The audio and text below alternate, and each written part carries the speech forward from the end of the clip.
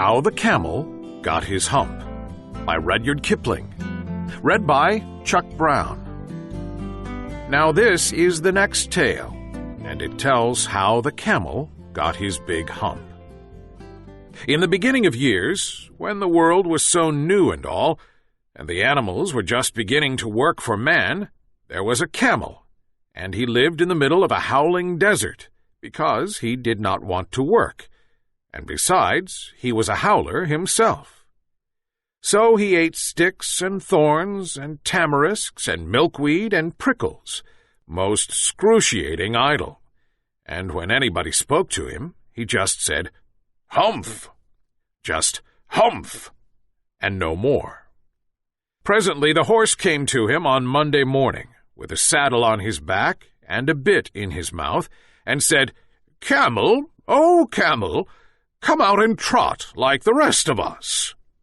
"Humph," said the camel, and the horse went away and told the man. Presently the dog came to him with a stick in his mouth and said, "Camel, oh camel, come and fetch and carry like the rest of us." "Humph," said the camel, and the dog went away and told the man. Presently the ox came to him with the yoke on his neck and said, "Camel, oh camel, come and plow like the rest of us." "Humph," said the camel, and the ox went away and told the man. At the end of the day, the man called the horse and the dog and the ox together and said, "Three, oh three, I'm very sorry for you, with the world so new and all, but that hump thing in the desert can't work, or he would have been here by now. So I am going to leave him alone, and you must work double time to make up for it." That made the three very angry, with the world so new and all, and they held a palaver, and an indaba, and a panchayat, and a powwow on the edge of the desert, and the camel came chewing on milkweed most excruciating idle, and laughed at them. Then he said, "Humph," and went away again. Presently there came along the djinn in charge of all deserts, rolling in a cloud of dust. Djinns always travel that way because it is magic, and he stopped to palaver and powwow with the three.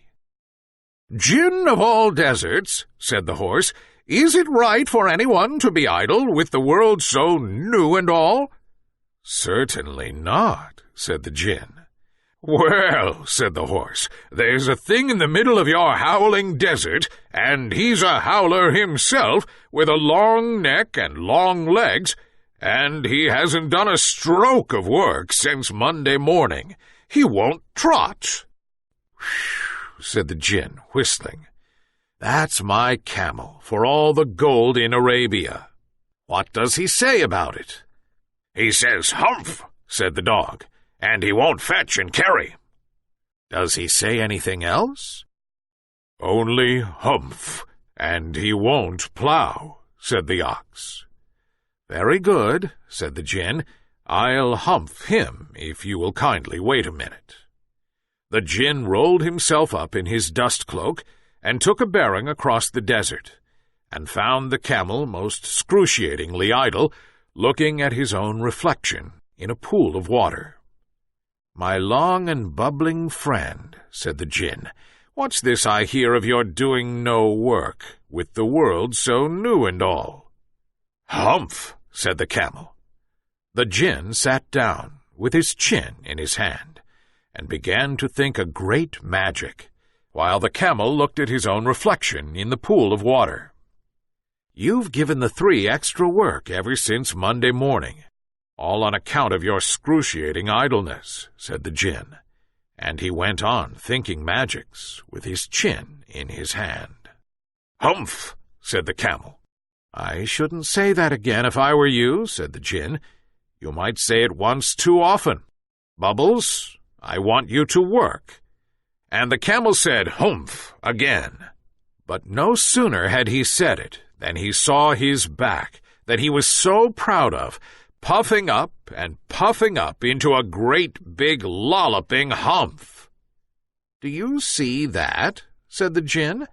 That's your very own hump that you've brought upon your very own self by not working. Today is Thursday, and you've done no work since Monday, when the work began. Now you are going to work." "How can I," said the camel, "with this hump on my back?" "That's made a purpose," said the Jinn, "all because you missed those 3 days. You will be able to work now for 3 days without eating, because you can live on your hump. And don't you ever say I never did anything for you. Come out of the desert and go to the 3 and behave. Hump yourself." And the camel humped himself, hump and all, and went away to join the 3. And from that day to this, the camel always wears a hump. We call it a hump now, not to hurt his feelings. But he has never yet caught up with the 3 days that he missed at the beginning of the world, and he has never yet learned how to behave. The camel's hump is an ugly lump, which well you may see at the zoo.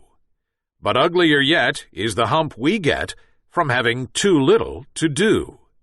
Kiddies and grown-ups too, if we haven't enough to do, we get the hump, Camellia's hump, the hump that is black and blue.